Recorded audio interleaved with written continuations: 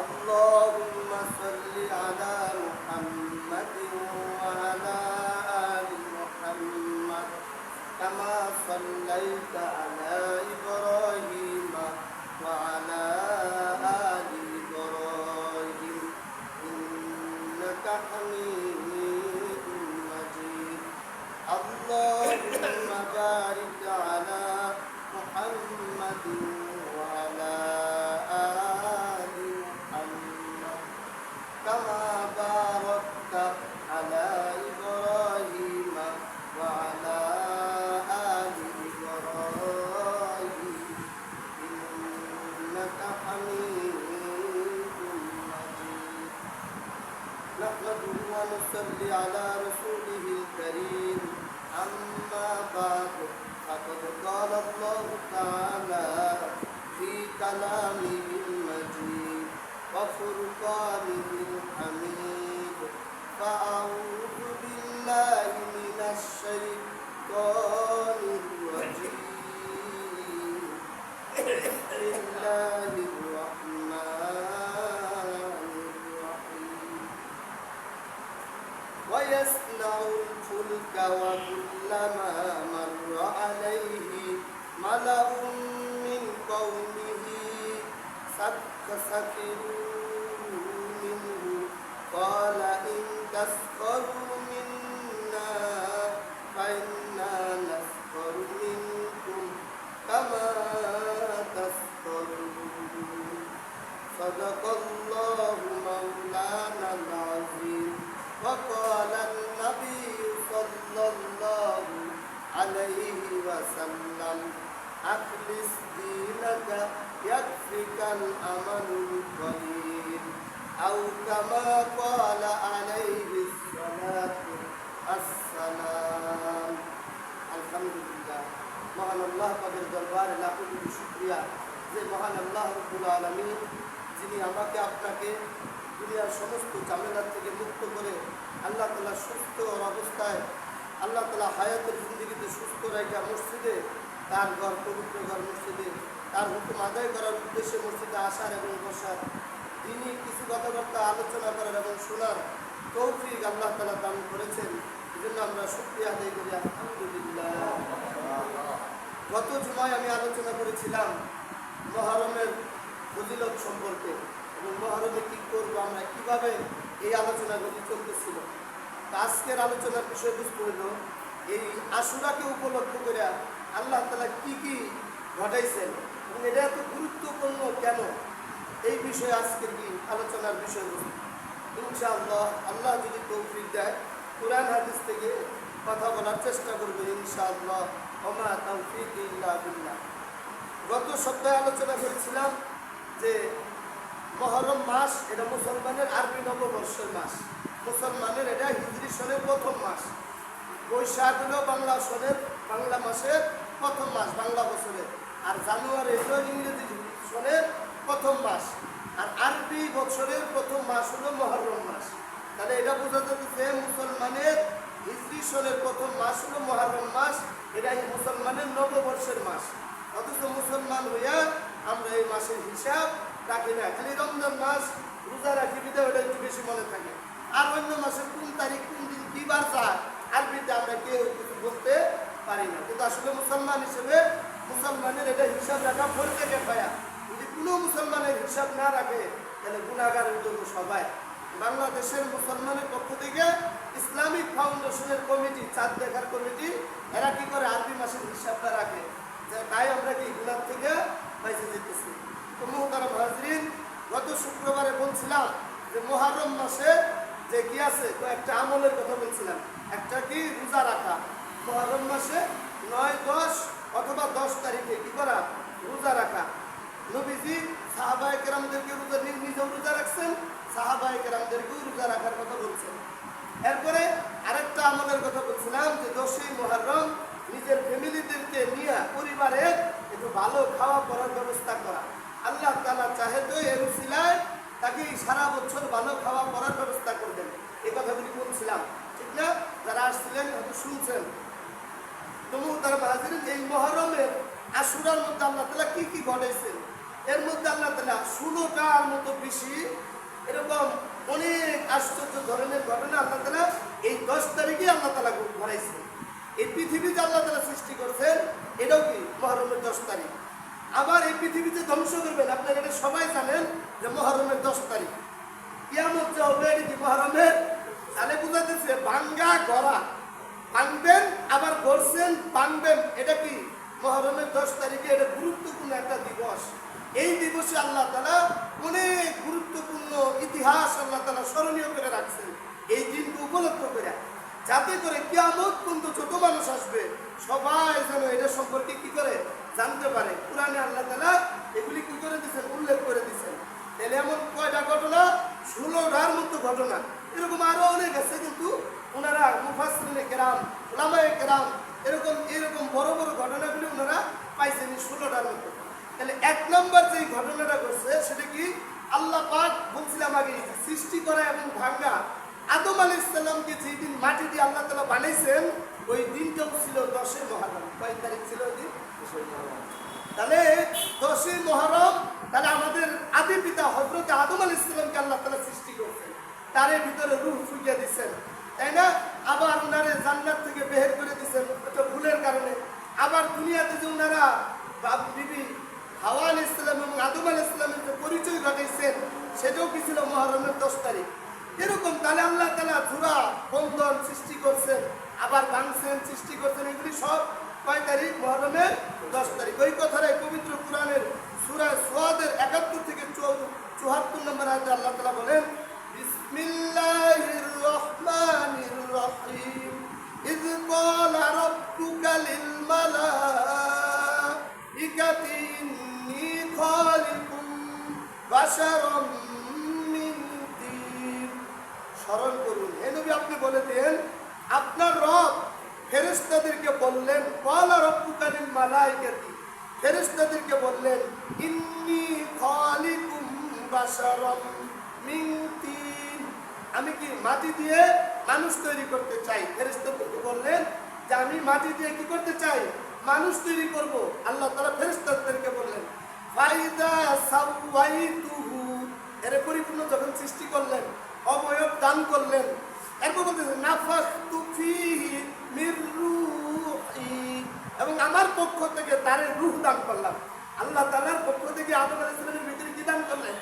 রূহ দান করলেন, ফুঁকে দিলেন, ফু দিয়া রূহ দিয়ে দিলেন, তখন কি লাড়াচাড়া শুরু করলো। বানাইছে মুহররমের 10 তারিখ। আবার এরকম ভাবে ফু দিচ্ছে, জিন্দা হয়েছে, বলে এই যে আল্লাহ তাআলা বুঝাইতেছে যে আমি এই তারিখে কি করছি, তোমাদের পিতা আদি পিতা হযরত আদম আলাইহিস সালামকে সৃষ্টি করেছি। এরপরে ফাকাউলাহু সাজিদিন, আল্লাহ তাআলা বলতেছেন ও ফেরেশতারা তোমরা আমার আদমকে কি করো, সিজদা করো। আদমকে কি করো, ফাকাউলাহু সাজিদিন, সিজদায় তোমরা মাথা অবনত করো। আগে বলছে ফেরেশতাদেরকে বলছে, ফাসাজাদাল মালাইকাতু কুল্লুহুম আজমাউন ইল্লা ইবলিস, সমস্ত ফেরেশতারা আদমকে সিজদা করেছে, কিন্তু ইল্লা ইবলিস, ইবলিস ব্যতীত, ইবলিস শয়তান ব্যতীত সমস্ত ফেরেশতারা কি করছে বলে আদম আলাইহিস সালামকে সিজদা করেছে। তারপরে ইস্তাকবারু ওয়া কানা মিনাল কাফিরিন, সে সিজদা করতে অস্বীকার করলো, অহংকার করলো। সে বলল আদম মাটির তৈরি, আমি আগুনের তৈরি, আগুনের স্বভাব উপরের দিকে যাওয়া, মাটির স্বভাব নিচের দিকেই থাকবে, আমি কেন আগুনের তৈরি হয়ে আদমকে সিজদা করব। আল্লাহর কাছে কোনো যুক্তি খাটবে? বলে আল্লাহর কাছে এইগুলি যুক্তি খাটবে না। আল্লাহ বলছে সিজদা করো, করতে হবে, হুকুম পুরা করো। সবাই করলো, খালি ও করলো না। এই জন্য অহংকারী হয়ে সে কি হয়ে গেল, কাফেরদের অন্তর্ভুক্ত হয়ে গেল, আল্লাহকে অস্বীকার করলো। কানা মিনাল কাফিরিন। তাহলে আল্লাহ তাআলা আদম আলাইহিস সালামকে এই 10 মুহররম কি করছেন, সৃষ্টি করছেন, তাকে সম্মানিত করেছেন। ঠিক এরপরে আপনারা জানেন আরেকজন নবীর ঘটনা। হ্যাঁ, এটা 1 নাম্বার আদম আলাইহিস সালামের কথা। একজন নবীর নাম হলো হযরত ইদ্রিস আলাইহিস সালাম। কি বলে, নাম শুনছেন সবাই? উনি সারা বছর রোজা রাখতেন। কি রাখতেন? সারা বছর রোজা রাখতেন। আরেকটা ছিল ইদ্রিস আলাইহিস সালাম, এই দুনিয়া থাকতে আল্লাহ তাআলা তারা কি করছে, জান্নাতে মানে চলে গেছে। হযরত আজরাইল আলাইহিস সালামের সাথে বন্ধুত্ব করছিল, করার কারণে আজরাইল আলাইহিস সালামের কাছে মউত কেমনে, মৌত কেমন জিনিস, মৌত কঠিন জিনিস, কেমনে দেখবে? মৌত দিছে, এখন আমি জান্নাতে একটু দেখবার চাই, জান্নাতে গেছে আর আসে নাই, আর কি আসে নাই, এখনো জান্নাতের বারান্দায় আছে, কিন্তু ভিতরে ঢুকতে পারে নাই। কেন? আমাদের নবীর আগে কোন নবী জান্নাতে যাইতে, কথা কি বুঝতেছে? যেই দিন আমাদের নবী যাবে, তারপরে উনি কি পাবে? জান্নাতে যাওয়ার অনুমতি পাবে। তাহলে এই যে বলতেছেন আল্লাহ তাআলা হযরত ইদ্রিস আলাইহিস সালামকে যে কোনো ভাবে যে নিয়ে গেছেন, ওই দিনটা ছিল কি 10ই, কথা বুঝতে পারছি?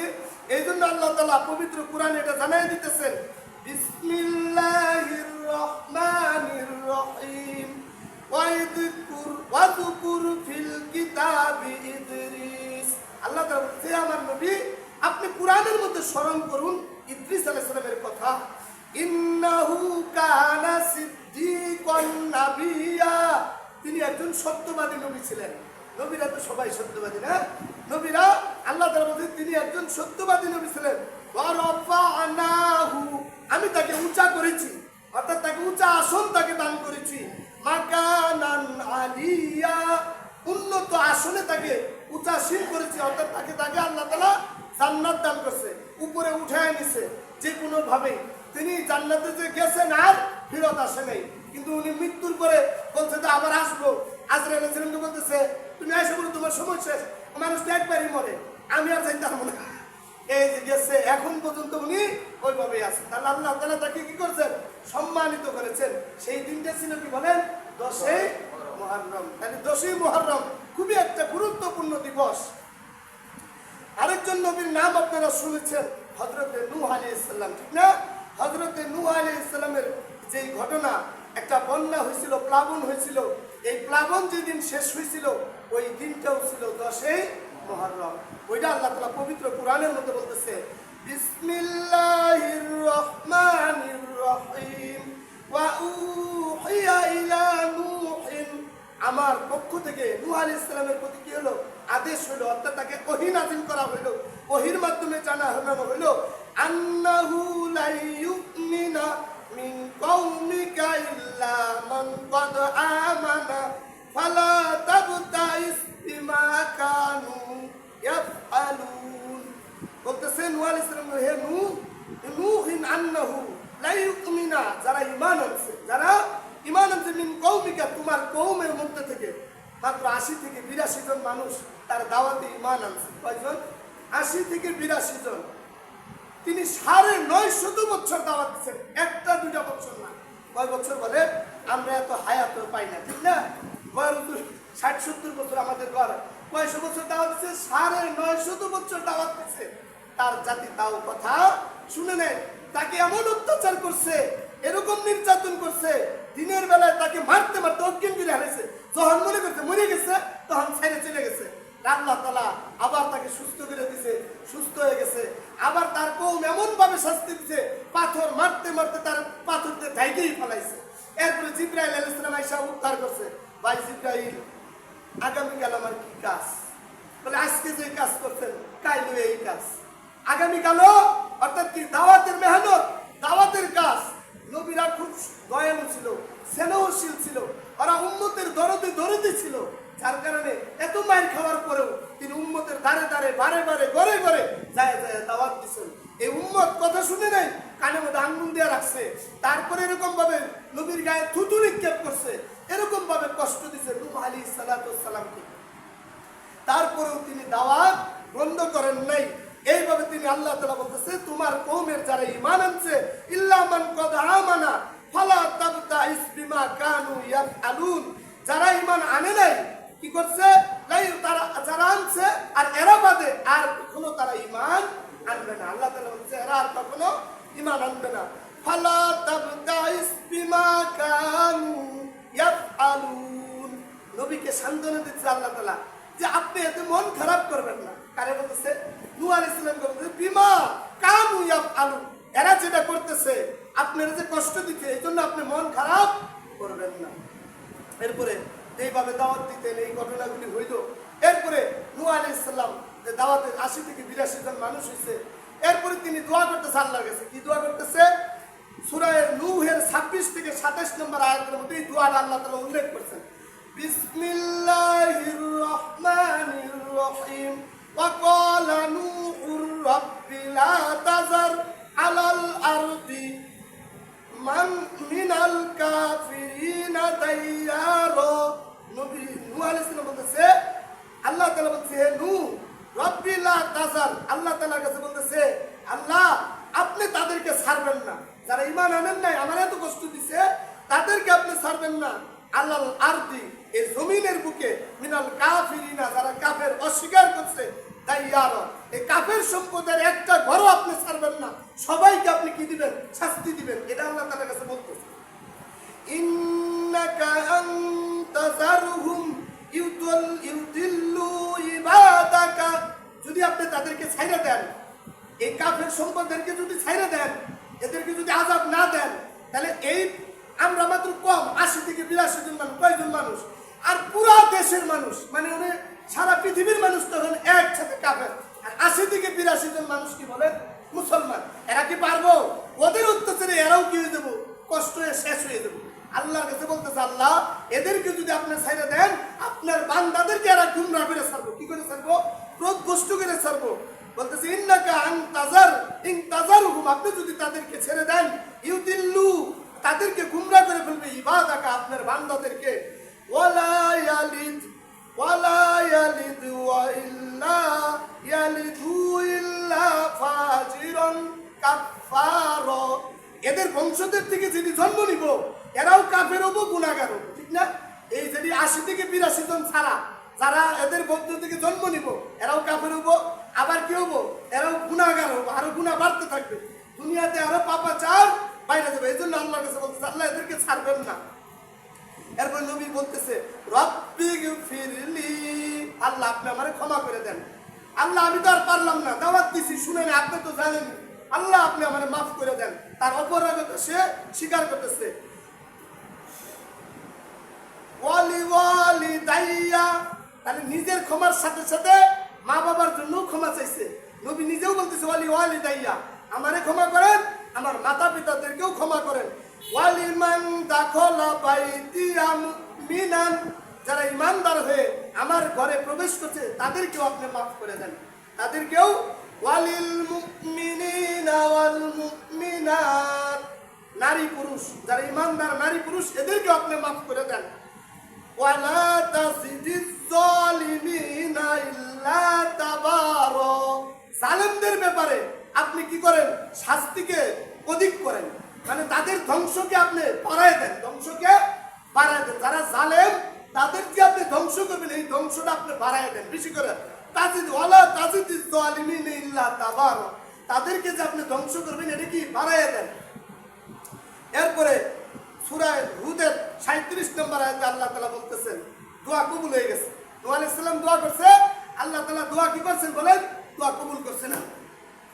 দোয়া কবুল করার পরে আল্লাহ তাআলা নবীকে বলতেছে, বিসমিল্লাহির রহমানির রহিম ওয়াসনাইল ফুলকা, নবীকে বলতেছে তুমি নৌকা তৈরি করো, নৌকা বানাও।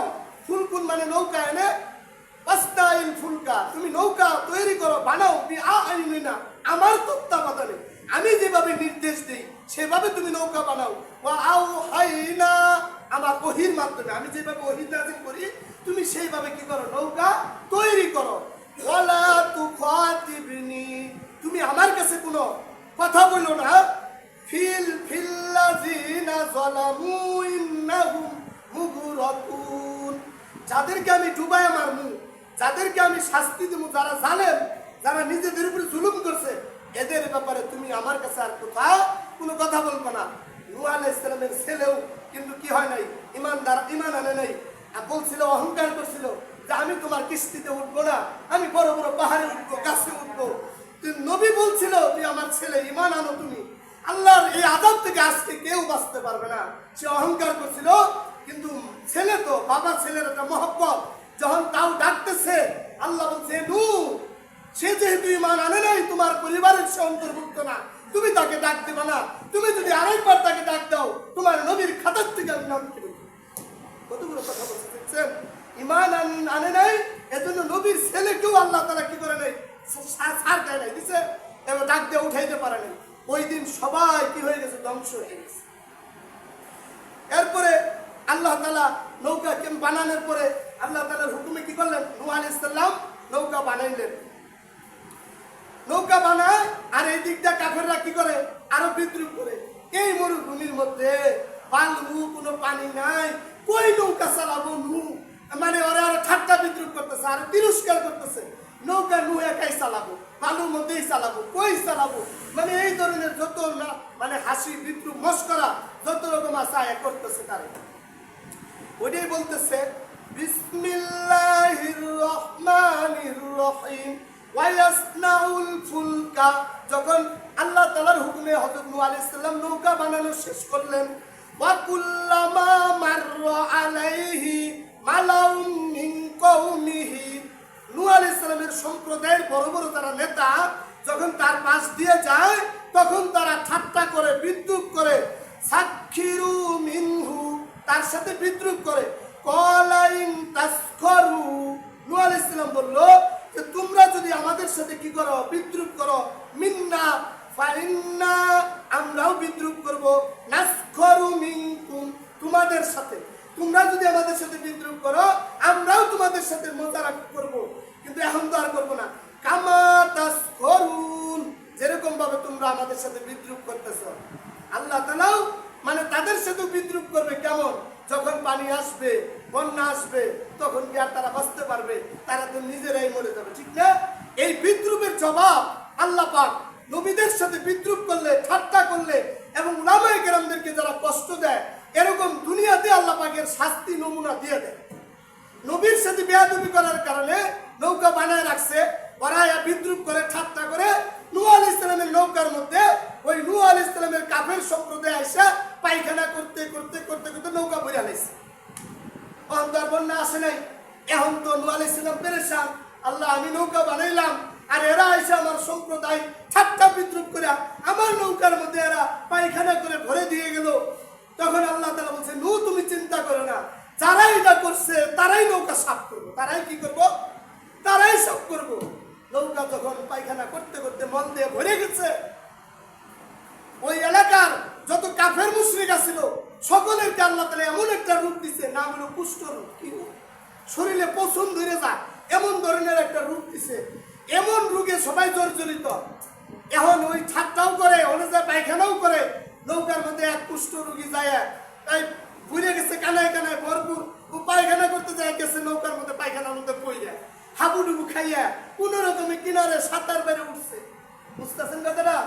এখন সাঁতার বেড়ে উঠার পরে বাড়িতে যায় গোসল করছে, গোসল করার পরে দেহ শরীরে আর কুষ্ঠ রোগ নাই। পরের দিন সকালবেলা ঘুম থেকে উঠছে, আরে প্রতিবেশীরা দেখে জিজ্ঞেস করে তোমার রোগ কেমনে সারলো, কি খাইছো, কোন ওষুধ খাইছো, আমাদেরকে বলো, আমরাও এই ওষুধ খাবো। তখন বলতেছে, আরে তোমরা যে ওই নূর নৌকার মধ্যে পায়খানা করছিলা, আমি যা তো পায়খানা করবো, আমিও তো পড়ে গেছি নৌকার মধ্যে, আইসে ওই মল ধুইয়া পরিষ্কার করছি, সাইত্রা মাইত্রা আয়া হাবুডুবু খাইয়া এনে গোসল করছি, পরিষ্কার হয়েছে, আমি এই পায়ে মলের বরকতে কি হয়েছি, সুস্থ হয়ে গেছি। লাগছে নি কারাগারি, সবাই বালতি নিয়ে ছুটছে। কিস নিয়ে ছুটছে বলে, বালতি নিয়ে ওই নৌকার মল মানে নিতে নিতে নিতে নিতে নিতে মল তো শেষ হয়েই গেছে। যে ওই মল মাইকে গোসল করে সেই রোগ সাইরা যায়। আল্লাহ তাআলার কুদরতের কারিশমা, ঠিক না? বলে তোরাই করছিলি, তোকে দিয়ে সাফ করেছি, কিরকম বেইজ্জতি, যে নাপাক জিনিস দিয়া আল্লাহ তাআলা তোদেরকে শাস্তি দিচ্ছে, তোদের তো লজ্জা শরম নাই, তোরা বুঝলি না, আকল নাই। কিন্তু আকল না থাকার কারণে তোদেরকে আল্লাহ তাআলা উপহাস করলো, ঠাট্টা করলো, বিদ্রুপ করলো। তোরা নৌকা বানাইছে দেখে বিদ্রুপ করছিল, আল্লাহ তোদেরকে নাপাকি মাখায়া বিদ্রুপ করলো। করছে কিনা দেখেন? সবাই মল নিতে নিতে নৌকার মল সব শেষ। এখন আরো তো রোগী আছে, এরা কি করবো বলে শেষ পর্যন্ত নৌকাটারে ধুইয়া পরিষ্কার করে নিয়ে ওই পানি দিয়ে গোসল করে বড় রোগ সাইরা যায়। বড় রোগ এভাবে একবার দুইবার তিনবার পর্যন্ত নৌকারে ধুইয়া পাক পবিত্র বানায় ফেলেছে। আল্লাহ কি পারে কিনা দেখেন? আল্লাহ তাআলা এমন পারা পারে, হ্যাঁ, বলে যেটা মানুষ আল্লাহ যারে ধরে, সে যদি মানুষ সারা দুনিয়ার মানুষ মিলেও তাকে বাঁচাইতে পারবে না। আর আল্লাহ যদি কাউকে উদ্ধার করে, দুনিয়ার মানুষ সারা দুনিয়ার মানুষ মিলেও তাকে বিপদে ফেলতে পারবে না। তখন আল্লাহ তাআলা হুকুম করলেন, নূহ প্রত্যেক জীবজন্তুর জোড়ায় জোড়ায় এবং তোমার সাথে যারা ঈমান আনছে এদেরকে নিয়ে তুমি তোমার কিস্তিতে উঠো। নারীদেরকে আল্লাহ তাআলা 3 তলা বিশিষ্ট জাহাজ ছিল। কয় তলা বিশিষ্ট? 3 তলা বিশিষ্ট ওই নৌকাটা ছিল। উপরের তলায় দিছিল কি নারীদেরকে, মাঝখানের দ্বিতীয় তলায় দিছিল পুরুষদেরকে, একবারে নিচের তলায় রাখছিল জীব জানোয়ার। ওই জীব জানোয়ার যতদিন এই বন্যার পানি ছিল ততদিন পর্যন্ত তাদের মধ্যে কোনো হিংস্রতা ছিল না, সবাই নীরবে ছিল, শান্তির হালে ছিল। আল্লাহ তাআলা এই 40 দিন মানে ওইরকম ভাবে ওই বন্যাটা অনেক দিন ছিল, আর কেউ বাঁচে নাই। ওই নৌকার ছাড়া সবাই ওই দিন কি হয়ে গেছে, ধ্বংস হয়ে গেছে। এখানে একটা ঘটনা সংক্ষেপে ছুটে গেছে। বিষয়টি হলো নূহ আলাইহিস সালামের সাথে একজন ঈমান আনছিল, একজন বুড়ি। কি আনছিল? বুড়ি বলছিল, যখন তোমার বন্যা আসবো আমাকে তুমি তোমার কিস্তিতে নিয়ে যাও। কিন্তু নূহ আলাইহিস সালাম সবাই নৌকায় উঠাইছে, কিন্তু ওই বুড়িরে উঠাইতে আর কি নাই বলেন, মনে নাই। কিন্তু বন্যা শেষ হয়ে যাওয়ার পরে বুড়ির কথা মনে পড়ছে, আরে এই বুড়ি মানে আমার বলছিল আমার কিস্তিতে উঠাই নেওয়ার জন্য, ঈমান আনছিল। ও বুড়ির বাড়িতে গেছে খোঁজ নিবার। বুড়ির যায় জিজ্ঞাসা করে, তোমার ইন্দা বন্যা টন্যা আসে নাই? কই কি এর বন্যা টন্যা? আমি তো কোনো বন্যা টন্যা পাই নাই। তাহলে আল্লাহ পাক যারা হেফাজত করে, বলে এই বন্যার মধ্যেও সে হেফাজত হয়ে গেছে, কিন্তু বুড়ি নিজেও টের পায় নাই। আর আল্লাহ পাক যারা সে ধ্বংস করবেন, সারা দুনিয়ার মানুষ মিলেও তাকে বাঁচাতে ঈমান আনার কারণে আল্লাহ তাআলা সেই বুড়িকে এই বন্যার মধ্যেও আল্লাহ তাআলা তারা হেফাজত করছে, কিন্তু সে বলতে পারে নাই। মুহতারাম হাজরিন, নবীদের সাথে যদি কেউ ঠাট্টা বিদ্রুপ করে, এরকম শাস্তি আল্লাহ তাআলা তাদেরকে দেন। দুনিয়াতেও শাস্তি, আখিরাতেও আল্লাহ তাআলা তাদের জন্য শাস্তি রাখছেন। এবং সমস্ত মানুষ মরে গেছে, তাহলে এখন আসিল কারা? ওই 82 জন আর নবী, তাই না? তাহলে বোঝা যাইতেছে আবার নতুন করে মানুষের প্রজন্ম শুরু হয়েছে তাদের থেকে। এই জন্য হযরত নূহ আলাইহিস সালামকে বলা হয় দ্বিতীয় আদি পিতা। কি বলা হয়? দ্বিতীয় আদি পিতা। অর্থাৎ দ্বিতীয়বার আবার তার মাধ্যমে কি হয়েছে, মানুষের বসবাস প্রজন্ম শুরু হয়েছে, আবাস শুরু হয়েছে আবার।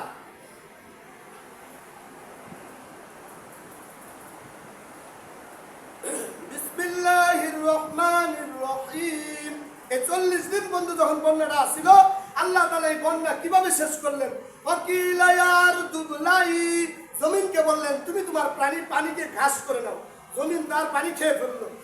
মাকি ওয়া সামাউ আকলি, আকাশকে বললো তুমি তোমার পানি বর্ষণ করা বন্ধ করে দাও, বন্ধ করলো। ওয়াকিদাল মাউ, বন্যা কি হলো? স্বাভাবিক হয়ে গেল। ওয়াকুদিয়াল আমর, পরিস্থিতি যখন স্বাভাবিক হয়ে গেল, ওয়াস্তাওয়াত আলাল জুদি, নূহ আলাইহিস সালামের কিস্তি জুদি পর্বতে যায় থামলো। কোন পর্বতে? একটা পাহাড়ের নাম হলো জুদি পাহাড়, ওটা পর্বত। ওই জুদি পর্বতে যায় তার কিস্তিটা থামছে। যেই দিন থামছে ওই দিনটা ছিল 10ই মুহররম। কয় মুহররম ছিল?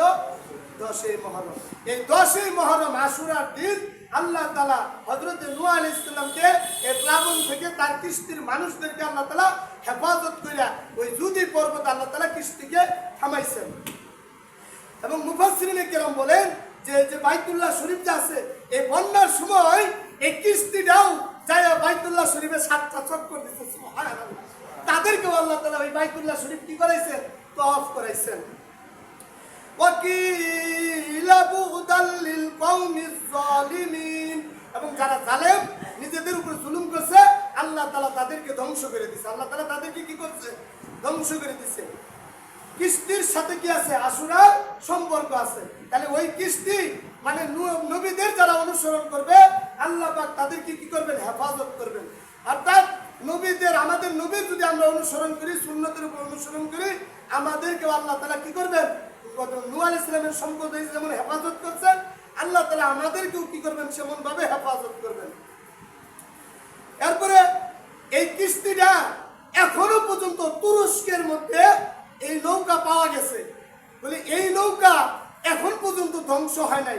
আল্লাহ পাক যে জিনিস নবীদের মাধ্যমে সৃষ্টি করেছেন, আল্লাহ যেটার হেফাজত করবেন, ওটা আজও পর্যন্ত ওই কাঠ, আমরা যদি খাট মা রান্না বান্না বানাইলে ঘুরে ধরে শেষ, আর আল্লাহর হুকুমে ওই কাঠ দিয়া বানাইছে, আজও পর্যন্ত বলে ওই নৌকা অক্ষত আছে, ওটা এখনো ধ্বংস হয় না।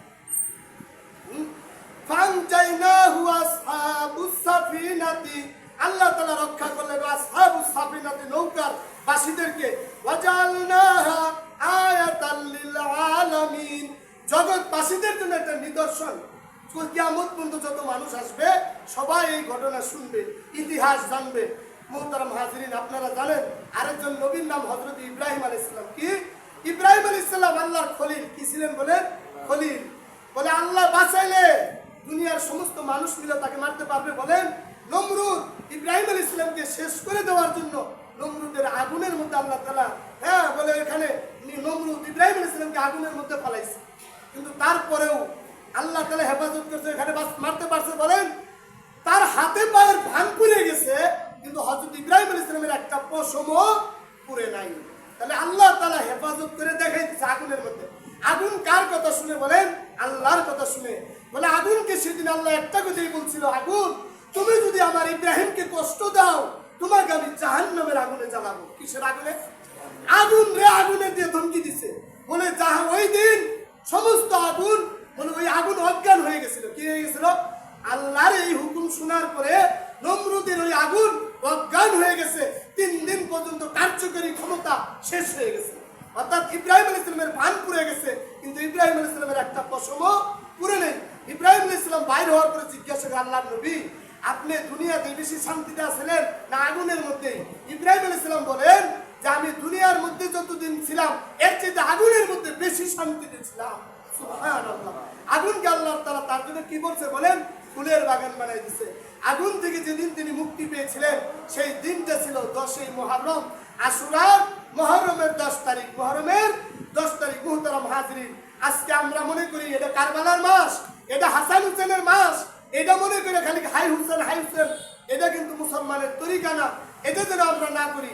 নবীর সুন্নত তরিকা মুহররম মাসে এরকম রোজা রাখার কথা বলছে, নিজের পরিবার পরিজন নিয়ে একটু ভালো খাওয়া পড়ার ব্যবস্থা করেন, এটা নবীজি বলছে।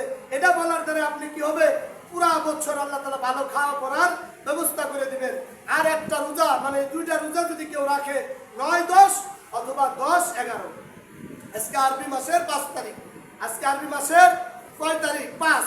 যদি তাহলে 5 তারিখ হয়, এভাবে গুনে গুনে কেউ যদি 9-10 রাখেন তাহলে 8 তারিখের রাইতে ভাত খাওয়া লাগবে। মুহররমের 8 তারিখের রাইতে ভাত খাবেন, তাহলে 9-10 হয়ে যাবে। আর যদি কেউ 8 তারিখে না খান তাহলে 9 তারিখে খেলে 10 তারিখে রোজা হবে, আর 10 তারিখে খাবেন 11 তারিখে হবে। ঠিক আছে, বুঝতে পারছি? এই রোজাটা রাখলে আল্লাহ তাআলা 1 বছরের আগের এবং পিছনের গুনাহ আল্লাহ তাআলা মাফ করে দিবেন। সুবহানাল্লাহ। আল্লাহ পাক আমাদের সবাইকে বলনেওয়ালা শুননেওয়ালা এই কথাগুলির উপরে আমল করার তৌফিক দান করেন। সকলে যারা কবলাল জুমা সুন্নত করেন নাই করে নেন।